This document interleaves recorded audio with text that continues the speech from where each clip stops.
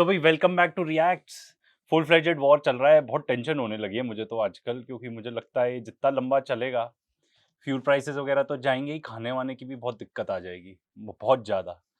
And economic देखो, recession तो तय है अभी, ये मान लो कोलैप्स, ग्लोबल कोलैप्स होगा कि नहीं, दिस विल डिपेंड ऑन के कितने टाइम तक ये वॉर चलता है। तो हम अभी देख रहे हैं कि इंडियन मीडिया तो भाई बड़ी बैलेंस्ड अप्रोच देख रहा है, उनका तो दे रहा है, उनका बहुत ज़्यादा ऐसे दिख नहीं रहा कि एकदम जैसे जून के टाइम पे जब वॉर हुई थी ईरान इसराइल की, तब एकदम ही प्रो इसराइल हो रखे थे।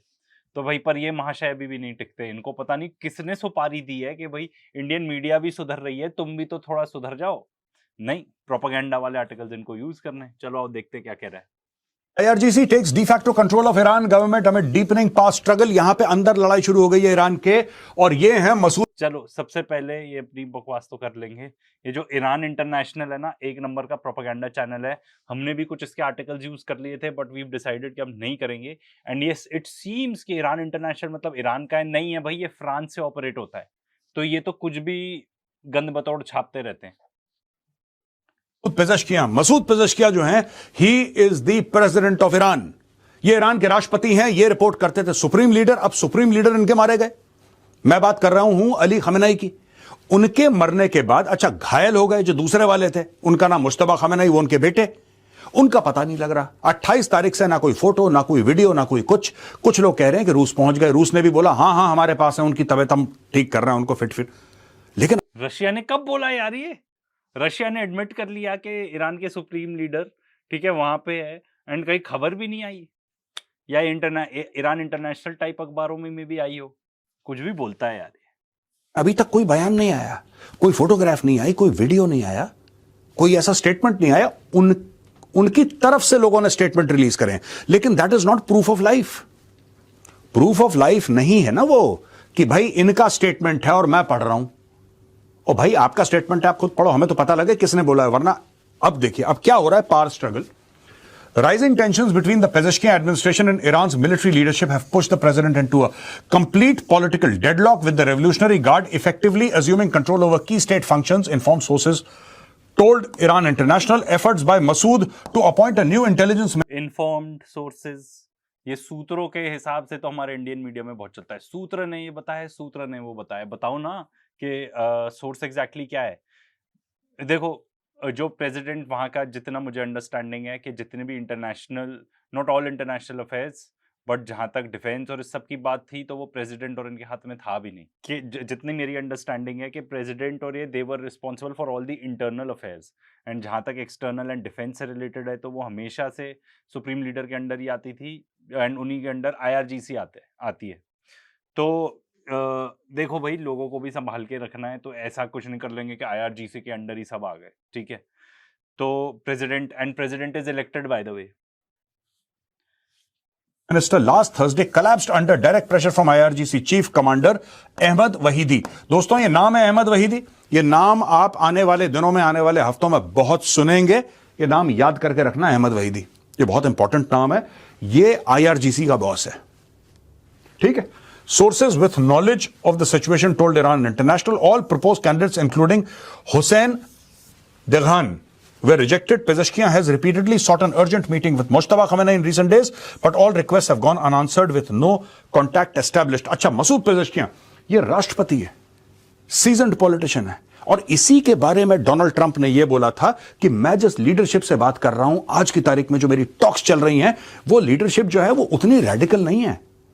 ये ठीक ठाक लोग हैं, ये समझदार लोग हैं, ये बातचीत करने में विश्वास रखते हैं, हर समय लाठी लेके आगे पीछे नहीं पड़े रहते, ये दूसरे किस्म के लोग हैं। He meant to say that they are less radicalized, और जिसको डोनाल्ड ट्रंप कह रहा था लेस रेडिकलाइज्ड, उसी को आउट कर दिया। हाँ, उसी को आउट कर दिया। तो भाई इसकी इतना गुस्सा आ रहा है ना। सो ट्रंप ने सबसे पहले बोला कि मैं एक दूसरे प्रेसिडेंट से बात कर रहा हूं। अब तुम किससे बात कर रहे हो, नाम भी नहीं बोल रहे हो, ठीक है, एंड किसी दूसरे प्रेसिडेंट से बात कर रहा हूं। उसने जैसा, ये तो झूठा ही है एक नंबर का, क्या बोलो। ये कह रहा है, गौरव आर्य कह रहा है कि कि ट्रंप बोल रहा है मेरी डायरेक्ट प्रेसिडेंट से बात हो रही है। उसका स्टेटमेंट जाके सुनो, कह रहे हैं मैं किसी दूसरे प्रेसिडेंट से बात कर रहा हूं जो लेस रेडिकलाइज्ड। और इसकी बात है, तुम जाके उनके सुप्रीम लीडर को मार देते हो, उनके जो भी सीनियर लीडरशिप है उनको मारे जा रहे हो, ठीक है। एंड खास तौर पे ठीक है, एंड ट्रंप ने और क्या बोला था ये भी तो बताओ, मैं उसका नाम नहीं लूंगा क्योंकि फिर उनको जाके मार देंगे। कौन मार देगा? इजराइल जाके मार देगा, क्योंकि जिससे भी नेगोशिएशन हो रही होती है उनको जाके इजराइल मार देता है। अब तुम इजराइल के इतने बड़े टट्टू हो, जरा बता दो ना। इसने इसी से मुझे ध्यान आया, मैंने इसके देखो वैसे तो ज्यादा मेहनत नहीं करनी पड़ती इसको डिबंक करने के लिए, क्योंकि हर वीडियो में लंबे चौड़े झूठ बोलता है, ठीक है। But just for my own सेक मैंने इसके एक दो ही वीडियो देखे, कहीं इसने इजराइल का मेंशन ही किया है। और पहले बोलता था ईरान इजराइल को कुछ नहीं कर सकता, ये नहीं कर सकता। आई डोंट नो इसने अभी अपने कभी किसी वीडियो में बताया, मुझे तो नहीं लगता कि आईडीएफ इज कोलैप्सिंग। आईडीएफ का आर्मी चीफ खुद बोल रहा है आईडीएफ इज कोलैप्सिंग। ओह तुम्हारे फॉफो इज कोलैप्सिंग, ओह हैं इडियट। कुछ भी बकवास करनी है यार, इंडियन मीडिया तक सुधर गई, मतलब तुम थोड़े तो सुधर जाओ। यानी कि एक कू हो गया है, एक तख्ता पलट हो गया है ईरान के अंदर, जहां पे इस्लामिक रेवोल्यूशनरी गार्ड कोर ने यह बोला है कि अब सत्ता हम संभालेंगे। अच्छा होता क्या है मैं आपको बता दूं दोस्तों, ये इस्लामिक रेवोल्यूशनरी गार्ड, ये ऐसी एक फोटोग्राफ है जिसमें दिखाया गया कि मार्च कर रहे हैं उनके सोल्जर्स जो है ना आईआरजीसी के। आप एक बात समझिएगा, ये जो आदमी है ये डिप्लोमेसी में बिलीव करता है, ये बातचीत में बिलीव करता है। इसलिए डोनाल्ड ट्रंप कहता है हमारी बात हुई, हमारी बात हुई, क्योंकि ये लोग हैं, चाहे गालिबाफ हैं जो कि इनके पार्लियामेंट के स्पीकर हैं ईरान के, he is an educated man, वो कह रहे हैं कि मैं बात करूंगा। एजुकेटेड सब है भाई, ईरान के अंदर जाके देख लेना। एंड सबसे ज्यादा सबसे मेन नेगोशिएशन अगर जिससे हो रही थी तो दैट वाज अली लारिजानी। किसने मारा उसको? उनको किसने मारा? इजरायलीज ने मारा, क्योंकि वो चाहते ही नहीं है। उनकी तो हमेशा से ये रही है कि भाई जो भी नेगोशिएटर है उसी को मार दो। फॉर एग्जांपल जब कतर में जाके बॉम्बिंग कराए थे एंड उनको लगा ये हमास का जितना पॉलिटिकल आर्म है इसको खत्म कर देते हैं हम, ठीक है। उसके बाद जब एक ट्रैप सेटअप किया था उनके लिए, हसन नसरल्ला के लिए ऑफ हिजबुल्ला, वो तो आदमी पॉलिटिकल ही था ना। वो तो आदमी पूरा मिलिट्री विंग छोड़ के पॉलिटिक्स ही ज्वाइन करना चाह रहा था।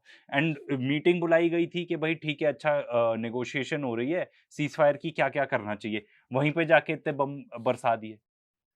अपने फौफों इसराइल के बारे में बताओ ना, वही सब नेगोशिएटर्स को मार रहा है। वो चाहता ही नहीं नेगोशिएशन हो, जबकि खुद की हालत एकदम टाइट है। तो ज़ायनिस्ट का तो क्या बोलो यार। ठीक है, एक अब्बास आरिकची हैं उनके फॉरेन मिनिस्टर, वो भी एजुकेटेड हैं, वो भी बात कर रहे हैं। वो तो खैर अब्बास आरिकची तो is a diplomat anyway, so it's his profession to talk and sort things out by talking, right. तो ये तीन लोग जो हैं, यहां पे आप पेजश्कियां ले लीजिए, यहां पे आप गालिबाफ ले लीजिए, यहां पे आप आरिकची ले लीजिए, इन तीनों को ले लीजिए। ये तीनों के तीनों जो हैं ये बात करने में विश्वास रखते हैं, ठीक है। अब तख्ता पलट हो गया। ये बंदा जो है यहां पे अहमद वहीदी, ये बात करने में विश्वास नहीं करता। ये कहता है कि ठीक है हम तो डूबेंगे सनम, साथ में तुम्हें भी ले डूबेंगे। ये उस टाइप के लोग हैं, ये हाईली आइडियोलॉजिकली इनग्रेन्ड। अब ये देखिए ना, ये देखिए आप, कितनी बड़ी बात है। The sitting president of Iran, sitting president of Iran ये कह रहा है कई बार इसने कोशिश करी अर्जेंट मीटिंग मुश्तबा खमेनी से हो जाए, यानी कि खमेनी किस हाल में इसको भी नहीं पता है। 28 तारीख के बाद इस बंदे ने कई बार मुश्तबा खमेनी से बात करने की कोशिश करी है, 1 महीना हो गया है। एंड जो हेड है ईरान का आज की तारीख में, मसूद पेजश्कियां, जो उनका राष्ट्रपति है, वो मुश्तबा खमेनी से बात नहीं कर पा रहा है, जो उसका बॉस है बाय द वे। तो अब लोग कह रहे हैं क्या वो मर गया, क्या वो कोमा में है, क्या इस हालत में नहीं है। ये सारी की सारी बातें हो रही हैं। डोनाल्ड ट्रंप कह रहा है वो डिसफिगर हो गया। सच्चाई क्या है किसी को नहीं पता, कम से कम मुझे तो नहीं पता। मैं सिर्फ आपको एक एनालाइज करके, गेस करके एक बात बता रहा हूं कि यार ऐसा हो सकता है कि क्या कारण है। क्योंकि अगर मुश्तबा खमेनी सामने आता है, अस्पताल के बेड में ही लेटा हुआ है, मैं कह रहा हूं, चोट लगी है पैर में, खड़ा नहीं हो सकता, अस्पताल के बेड में लेटा हुआ है, सामने कैमरा है और दहाड़ के बोलता है कि ईरान के लोगों, मैं तुम्हारे साथ हूं, मैं बहुत जल्दी ठीक हो जाऊंगा और तुम्हारे बीच में आऊंगा। आप ये मत सोचना कि मैं छोड़ के चला गया हूं, मैं अभी भी आपके साथ खड़ा हूं। पूरा मोराल ऐसे बूस्ट हो जाता है, लेकिन अभी तक वो सामने नहीं आया। मोराल बूस्ट ईरान में जितना मोराल बूस्ट लोगों का भी है, ठीक है, जाके देख लो। पीपल आर सेइंग, किसी भी ढंग के एनालिस्ट को पूछ लो या जो ईरान में लोग हैं उनको पूछ लो, देयर लाइक लाइफ नॉर्मल चलाने की फुल उसमें। एंड लोग इतने ज्यादा नॉर्मलाइज हो गए हैं कि इधर बम गिर रहा है, उधर बम गिर रहा है। वहां पे आई हर्ड कि वहां पे तो म्युनिसिपल जो बॉडीज हैं उसके इलेक्शन भी हो रहे हैं अभी। तो भाई आप क्या नॉर्मलाइज चाहते हैं? और वहीं इसराइल में देख लो क्या हाल है, लोग पागल हो रहे हैं, उनके वीडियोस आ रहे हैं सामने, क्योंकि फुल टाइम बॉम्ब शेल्टर में बैठे रहते हैं। एंड प्रोटेस्ट कर रहे हैं कि वॉर खत्म हो, बाय द वे, अमेरिका में भी, इसराइल में भी। किस हाल में है किसी को नहीं पता, और इसको भी एक्सेस नहीं है। वो रशिया में है, रशियंस कह रहे हैं कि भाई वो हमारे साथ है, वो he is undergoing treatment in Russia. तो ये किससे बात कर रहा है भाई? मैं नंबर वन झूठा। मैं जो भी सच बोलता हूँ वो भी, चलो ईरान इंटरनेशनल बता दिया, ठीक है, may be he does not aware कि वो एक नंबर का प्रोपेगेंडा वो है। जो भी सच बताता हूँ, जो मैं लिख के बात करके बता रहा हूँ ना, वही सच होता है, बाकी सब कुछ मेरा हवा ही है एकदम। तो पेजेश्कियान जब बात कर रहे होंगे तो रशियन से ही बोल रहे होंगे कि आप मेरी मीटिंग कराओ, मेरी बातचीत कराओ। नहीं बात हो पा रही है। He has failed to talk to Mustafa Khamenei. क्यों?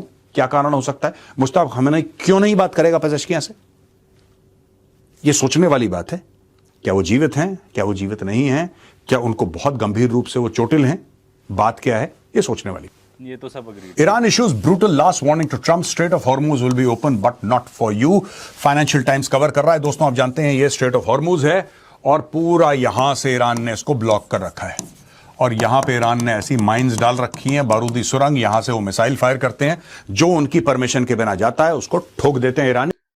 माइंस बिछा रखी हैं, तो अगर माइंस बिछा रखी हैं तो फिर जो इतनी सारी शिप्स निकल रही हैं, एंड सबसे अव्वल नंबर ऑफ शिप्स, सबसे ज्यादा, आई मीन टू से, सबसे ज्यादा नंबर ऑफ शिप्स किसकी निकल रही हैं? पाकिस्तानी फ्लैग्ड टैंकर्स निकल रहे हैं सबसे ज्यादा। तो माइंस हैं तो फिर कैसे निकल पा रहे हैं? माइन किया ही नहीं है उन्होंने, they don't need to do it. एक दो को उड़ा दिया, वैसे ही इंश्योरेंस कंपनीज ने इंश्योरेंस देनी बंद कर दी, तो रूट वैसे ही बंद हो गया। यहां पे उन्होंने बोला है, a senior Iranian lawmaker has issued a stark warning over access to the strait, insisting that the crucial oil transit route would remain open only for those adhering to new rules set by Tehran. Ibrahim Azizi, who heads the National Security Commission of Iran's parliament, made it clear that the strait will not remain open for the US. Finally, Trump has reached the dream of regime change, but in the regime of the region's seas, the Strait of Hormuz will certainly be opened, but not for you, not for those who follow the new rules of the Islamic Republic of Iran. The 47-year era of hospitality is over.